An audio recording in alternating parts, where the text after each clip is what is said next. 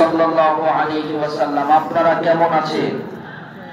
যারা এদিক সেদিক ঘোরাফেরা করছেন, আপনাদের কাছে করজোড়ে অনুরোধ করছি, মেহেরবানি করে কোরআনের আকর্ষণে, কোরআনের জন্য আপনারা আপনাদের জায়গা দখল করুন।